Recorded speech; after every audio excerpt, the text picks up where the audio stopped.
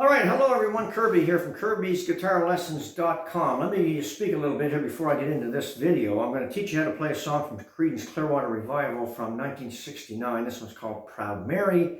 I'm going to teach you how I play this particular song, not how to sing it, because Fogerty, with his high vocal range, is a tough cat to cover.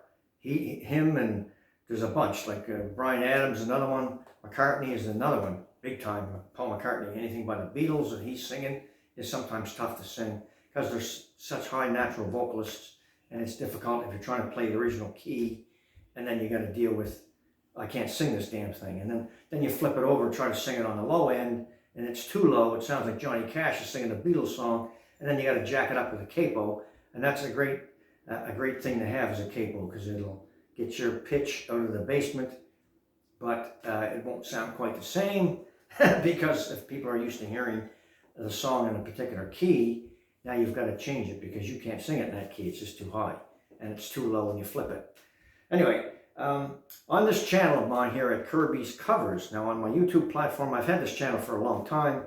Some of you have been following me for many years, and I've had several thousand songs that I've done. I mean, they're all available on my website for a few bucks, or you can buy them for $1 a piece if you buy 10 at a time. But I can't publicize them as much anymore because of copyright issues. I know Rick Beato's talked about this, and many other content creators. It's just the nature of the beast. And if you, now some people will say, well, so-and-so is playing that song on his channel or her channel, and how come you're not playing it on yours? Well, here's what happens. In my case, with all these songs that I have, if I were to turn them all on tonight, and just let them all play, I guarantee you, I'd wake up tomorrow morning, I'd have no channel. Because if you get 3 copyright strikes in 90 days, they give you 90 days, but I'd probably have it overnight. In fact, I know I would. There'd be a content, especially with stuff like by the Eagles. Bryan Adams is another one I had problems with. I'm not pointing out the artist, I'm talking about the publishers of the music, the songs. Could be the artists, could be the writers. I don't know who's doing it. I think more so the publishers. I think Rick talked about that. But if you put up a song and a cover by somebody, as soon as you upload the video, YouTube will tell you there's copyright content in here. Now you got 2 choices. You can leave it turned off so that the YouTube audience doesn't see it, and then take that code and put it on your website and let it play over there. Or you can just turn it on and say, the hell with it, I'll take a chance. It could run for 6 months or a year and have no problem, and then all of a sudden, out of the blue, bang, copyright strike. Or it could run for 24 hours, bang, copyright strike.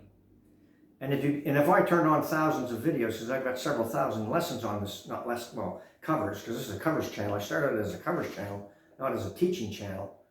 There's some great teaching channels out there. But I get flagged for copyright content, and then all of a sudden overnight I'd lose my channel. I'd guarantee I'd get more than 3 copyright strikes in 24 hours. Not let alone 3 months. Within 24 hours I'd wake up, my channel would be gone. So, because I came close to that, I had 2 copyright strikes in less than 12 hours. And the crazy thing is, when you load these up, it'll also say no restrictions on the video, meaning that that's an old song, nobody gives a damn, and there's no copyright on it. And then all of a sudden, a week later, you get an email. Hey, there's copyright content in there. Or 6 months later, or a year later, there's copyright content. They don't find it when you load it, but over a period of a couple of days or a couple of months, they flag it. They don't strike you, but they flag it. And then they strike you. That's the deal. Or they could strike you. They may not strike you, but I'm not taking that chance. So what I'm going to do here, moving forward, is I'm going to teach a little bit without singing. I'm going to put up some of my videos that have no copyright restrictions on them, and I'll just have to keep an eye on my email, because they do let you know that there's copyright content in there if it happens to come back and bite me, right? And then the other way is to do snippets of songs by a particular artist, like maybe a Beatles, 10 songs by the Beatles, 15 seconds of each song, that sort of thing. Sometimes that'll go under the radar and there's no problem. Okay, but it's a crapshoot. So some people will have their content playing and no problem at all, and then, you know, maybe they're just rolling the dice. I don't know. But when you've invested, you know, a lot of years into your channel, and it's unfortunate, but this is just the way it is. It's just one of those things. Unless YouTube changes their algorithm, or these copyright people just go away and let artists like me show my version of a song so that other people can learn the song. Maybe they'll go out and buy the song. I don't know. I don't know what their mentality is. They just don't like people doing certain songs on this channel. Certain artists, certain publishers don't want anybody playing guitar, playing their song. And I'm not the only one. I mean, there's lots of people that have had this issue, so I'm not being singled out here. I'm just trying to explain to you why I haven't been publishing a lot of songs, because I've been recording almost every day for the past, I don't know how many years. I've got thousands of songs. They're all available on my website for a few bucks, like I said. But today I want to teach you how to play Proud Mary without singing it. Now, this is not a difficult song, but there's a few things in here that you can use when you're playing these songs by yourself. Okay, my shtick, if you will, is to try to make a song sound fuller than just playing basic rhythm.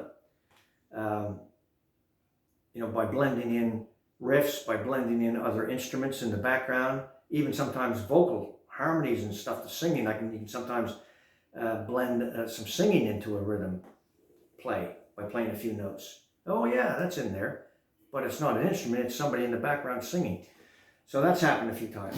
All right, so in this particular song, you have a C chord, an A chord, a G chord, an F chord, and a B minor, bottom four, or a bar. You play a bar, you play the top two there. I want to do it that way. So, of course, Fogerty was famous by hooking you with the intro, right? Whether it's this song or Green River or Fortunate Son, as soon as the song starts, you know it's Fogerty and CCR. You see, you have this.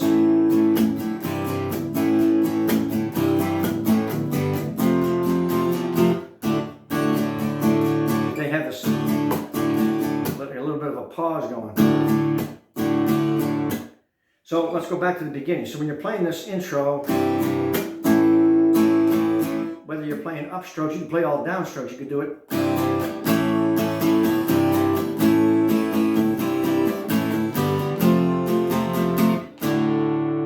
You could do that, right? You can do it all downstroke, or you can, right, play upstrokes here and get into this D chord. Once you get into this where you're starting to sing, you got a couple of options. Now they do it with a little bit of a pause there. You could do it that way. You could play all downstrokes and do that as well. You could do this.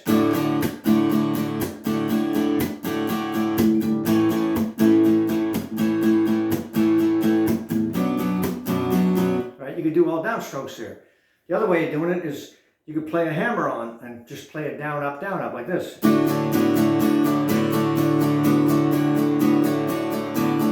Or if you don't like to use your baby finger, play a two-finger D. I call it a two-finger D. I don't know what the name of it is. Bottom three with a B, and use this finger. And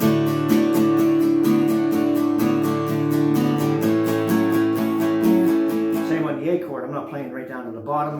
Just playing down to the B string, hammering on that D string with my index finger because it's stronger than my baby finger, right? But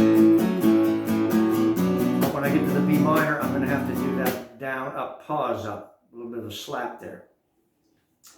And then you get some riffs in here as well, right? So you have the Rolling on the River, you have this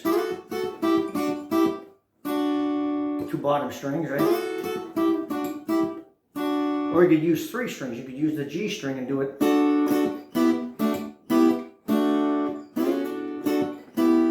D minor shape, back to the D. You have that intro again. So that's something that you can work with. As well, when you're playing the main picking break,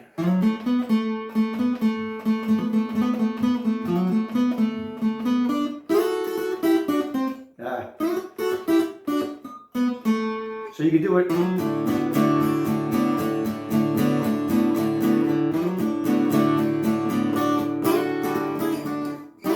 again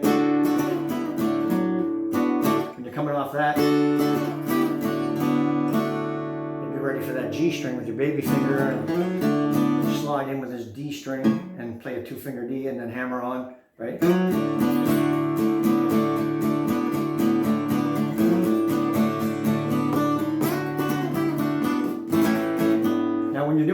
part,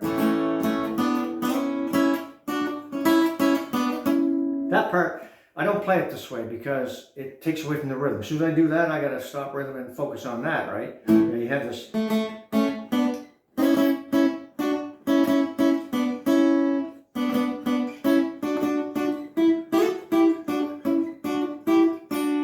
Roll, and away you go there. But instead of, when I hit the B minor, instead of doing that on the bottom, I like to play it this way.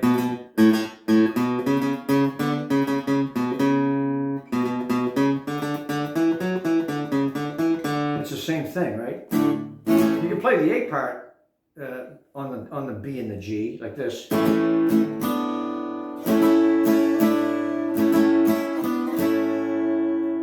playing the bottom string open here on this A, but I'm playing the B and the G right there. Around it, play the G there. As soon as I go to my B minor though, so I can play that same riff, instead of down here I can play it here.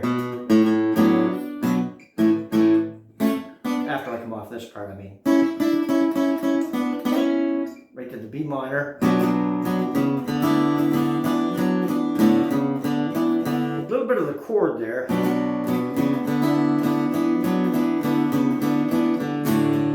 So it sounds a little bit fuller than doing this.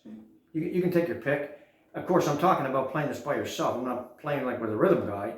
I mean, when you're by yourself and you're trying to blend some of this stuff in, you can play it and find another way of putting that riff in, and that's kind of how I would do it there. I would play it up on the A and the D.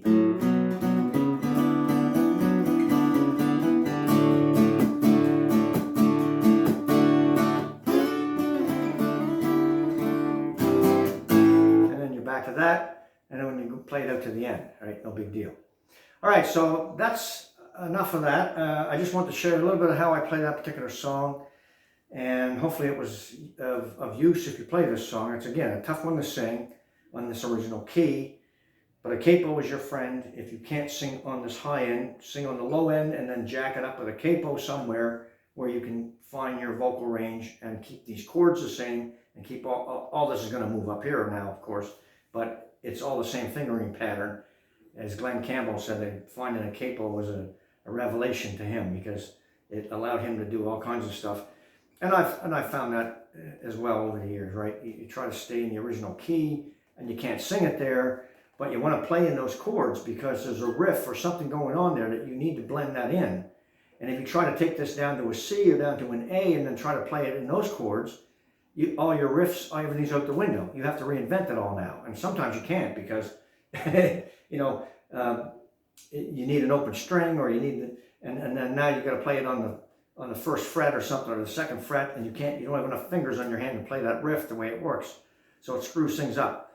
But a capo will save you because it'll keep the chord structure the same, just bring the pitch up so you can sing it, or down, or whatever the case may be. And then you've got some wiggle room to keep the thing intact. All right, so there you go, a little bit of where I'm going with this channel, and a little bit on how to play that particular song from CCR called Proud Mary. Now, one other thing I'll mention, YouTube has a lot of karaoke on it. I used to play karaoke as my backup band. I don't know if I told that story.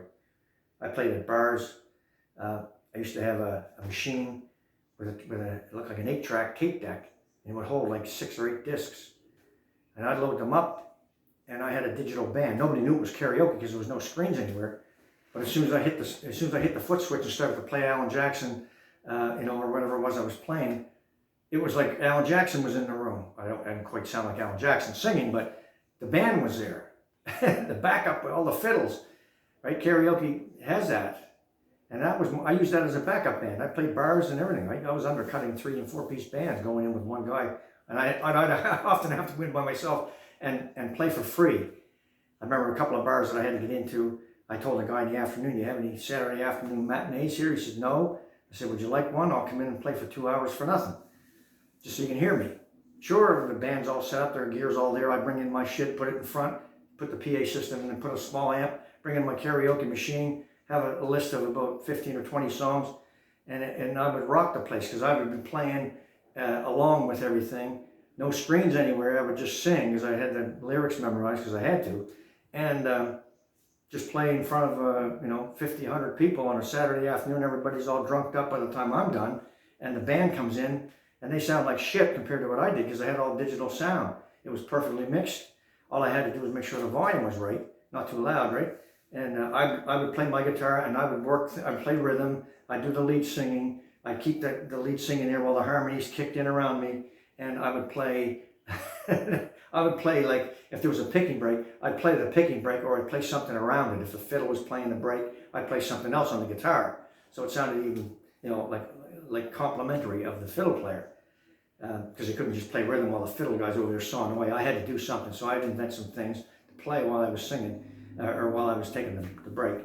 And it worked out great. I had lots of work playing all the places that I played, not big auditoriums or anything, just small, couple hundred people, bars. I played weddings and banquets and whatever. And it was great. And had a digital band. Nobody knew it was karaoke. People said, what the hell you got going on up here, man? That sounds freaking awesome. But they knew it was more than just me singing, obviously. I'd say, yeah, it's all digital backup. That's all I'd say. It was digital backup. I wasn't lying. I just didn't count them as karaoke discs. But you can get karaoke off of YouTube and play along with some of this stuff that I'm talking about. There's tons of songs. And oftentimes you'll hear the guitar, what the guitar is doing in these karaoke tracks because they try to mimic the original recording, right? And then, of course, it gives you something to practice with. Once you learn how to play the rhythm and you're playing along with a karaoke track, it's like, man, I sound pretty good here by myself, right? And then take it on the road. All right, that's all I got, folks. Thanks for your time. We'll talk to you in the next video.